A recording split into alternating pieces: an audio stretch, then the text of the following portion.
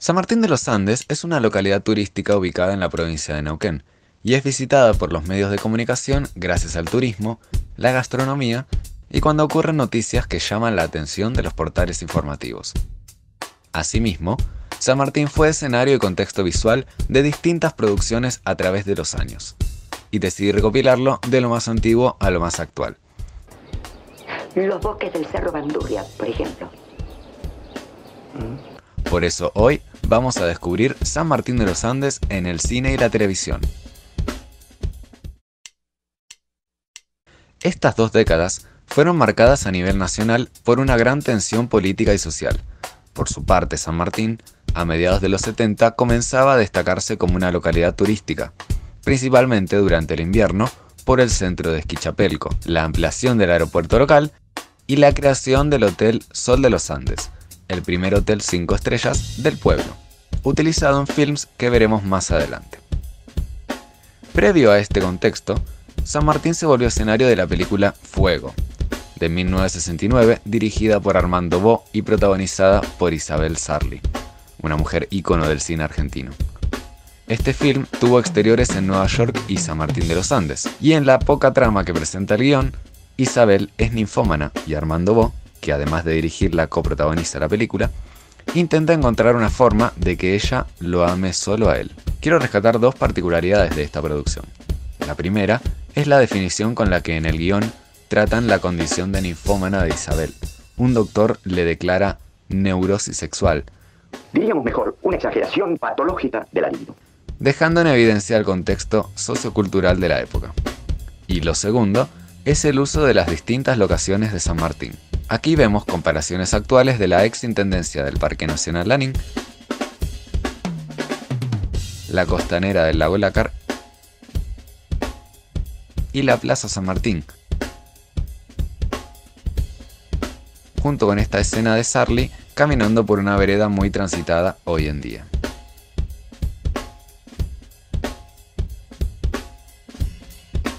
Además, hay exteriores que corresponden a puntos turísticos actuales, tales como las pistas de esquí del Cerro Chapelco, el Mirador Arrayán y el Mirador Bandurrias. Que embriagase con suave aliento.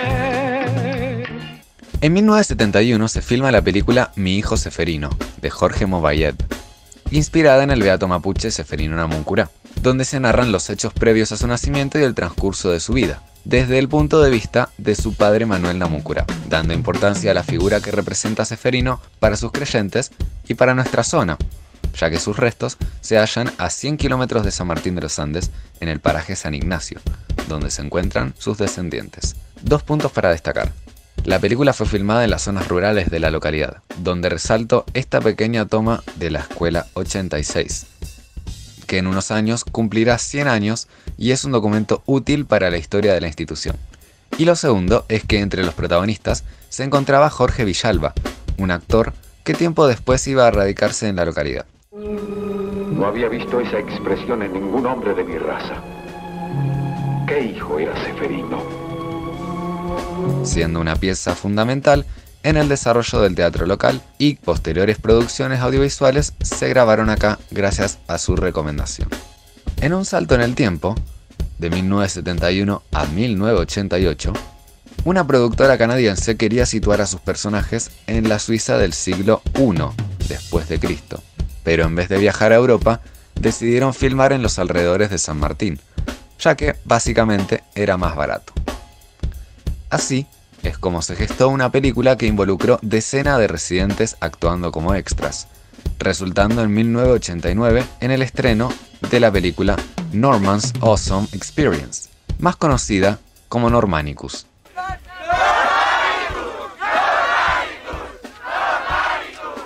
Gracias a la influencia de Volver al Futuro, estrenado un par de años antes, los personajes de este film son accidentalmente trasladados en el tiempo a la Suiza controlada por los romanos. Se unen a un pueblo sometido por el imperio y batallan en esta ochentosa y bizarra comedia.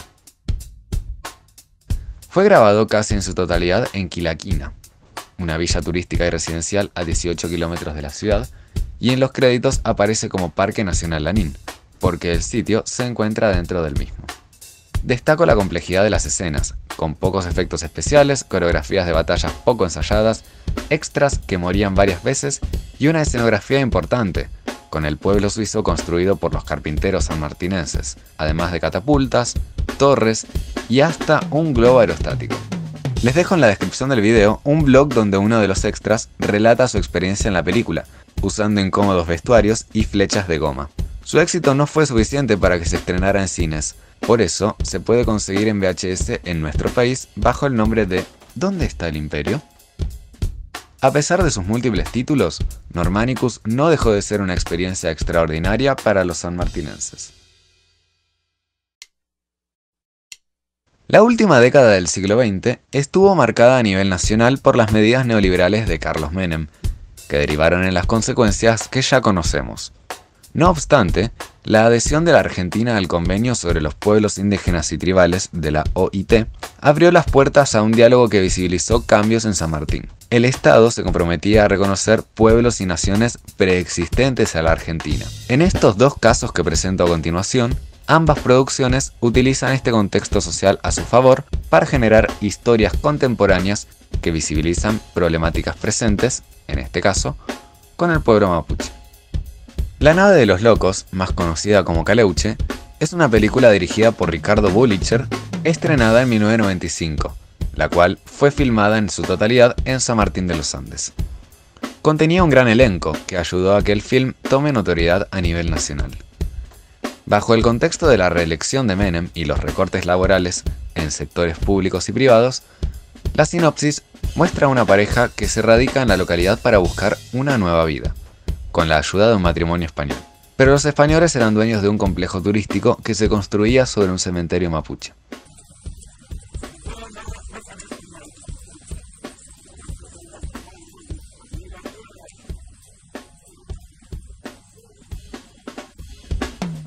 Es así como el nudo de la historia comienza cuando el cacique de la comunidad incendia el complejo, derivando en consecuencias fatales y en un juicio que pone en tensión a la localidad. La protagonista, interpretada por Inés Esteves, es abogada y decide defender al acusado, el cacique Pilcumán, que le revela que la construcción se situaba sobre el lugar de sepultura de sus ancestros. Por sus acciones fatales, el Caleuche iba a buscarlo. Esta historia está basada en una disputa territorial que ocurrió en esa época y en el relato oral del barco Caleuche, de origen mapuche. Cuando encontré esta película en internet, los comentarios estaban llenos de estudiantes universitarios de Derecho Penal, Historia y Antropología. Esto nos dice que la temática, con sus errores y aciertos, sigue tocando temas actuales, tales como la devolución de tierras a pueblos preexistentes, como también la búsqueda del respeto cultural, aceptando cosmovisiones y costumbres. En el caso del barco Caleuche, era real y era transportado por sogas a través de la ruta y la avenida principal. Los restos abandonados del barco perduraron varios años en un galpón ubicado en el centro de la localidad, según relataron algunos vecinos.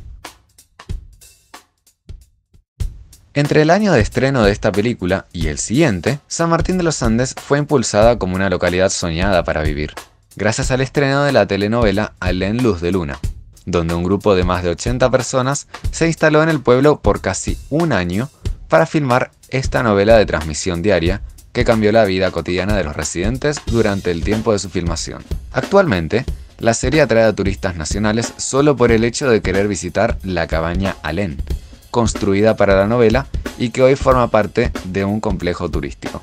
En sus tiempos libres, el famoso elenco recorría las calles de forma natural, mientras que la edición y el armado de los capítulos se realizaba en el subsuelo del Hotel Sol de los Andes, utilizado también como escenario para la telenovela.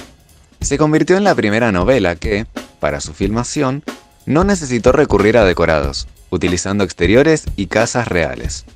Las locaciones de la serie eran edificios que ya tenían su rubro de antemano.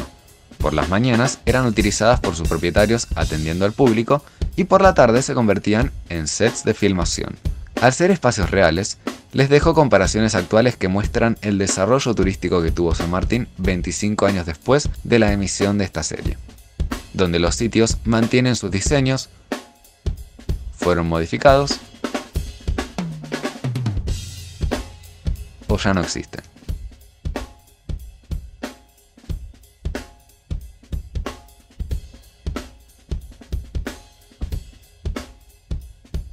Aún así, la intervención de un punto turístico como lo es Casa de Piedra para el desarrollo de la trama dejó modificaciones permanentes. Pueden saber un poco más sobre esta historia en el link que les dejo acá arriba. Además, durante la edición de este video se publicó una nota entrevistando a los actores y la guionista, contando más anécdotas ocurridas durante la filmación. Pueden verlo acá abajo en el link de la descripción. Como dato de color, Héctor Alterio actuó con Jorge Villalba en La Patagonia Rebelde, de Héctor Olivera, en 1973. Bueno, amigos, a dejarse de joder. Ya tienen el convenio que pedían. Ahora a trabajar. Además, Jorge Villalba participó en Caleuche y Alén Luz de Luna, demostrando la influencia de su estadía en los 80, una década después de grabar Mi hijo Seferino. Hoy en día, el Teatro San José lleva su nombre gracias a un reconocimiento que le otorgaron en vida a mediados del 2001, por haber impulsado el teatro en la localidad utilizando este edificio. Siguiendo con los proyectos audiovisuales, a finales de los 90 y principios del nuevo milenio, San Martín fue escenario de dos realizaciones orientadas al público infantil: Dibu, la película, en 1997, y la sexta temporada de Chiquititas, en el año 2000, bajo la producción de Cris Morena. En Dibu se destacan escenarios como la casa de Tía Rayán, utilizada como residencia familiar, Quilaquina, donde se filmó Normanicus, y el Hotel Sol de los Andes, que en esta escena una joven Marcela Klosterboer protagoniza esta actual comparación del hotel que, su historia, quedará pendiente para otro video. En el caso de Chiquititas, destaco el videoclip de una de sus canciones, filmada en Quilaquina a orillas del lago Lácar, donde una secuencia de tomas muestra que los personajes de la canción ven delfines nadando en el lago, algo completamente imposible, pero que conozco a un amigo que de chico, al ver esto en la tele, creía que era cierto. De esta manera comienza el cierre del video, analizando las últimas películas y concluyendo todo el recopilado. Vamos allá. En el año 2018, participé del Festival de Cine para Adolescentes Cine a la Vista, que se realiza acá, en San Martín de los Andes. Allí se presentan películas nacionales e internacionales a jóvenes de todo el país y Latinoamérica, siendo invitados a debatir y decidir qué películas son las ganadoras. En esa ocasión se presentó Temporada de Casa, dirigida por Natalia Garagiola, que fue grabada casi en su totalidad en la localidad y sus alrededores. La misma se trataba del reencuentro entre un padre y su hijo luego de no verse durante una década, y esto toma lugar en esta ciudad. El padre, interpretado por Germán Palacios, es guía de casa y vive aquí con su familia, mientras que el hijo, al ser de un matrimonio anterior y venir de la gran ciudad, siente la hostilidad de la naturaleza y el clima, que deja de tener la imagen idealizada de las postales turísticas. Los residentes, en este caso los jóvenes de su edad, se presentan fríos y directos frente al recién llegado, generando un clima de tensión e incomodidad sumado al vínculo que se desarrolla entre el padre y el hijo. Mis principales apreciaciones son las similitudes que tiene con La nave de los locos.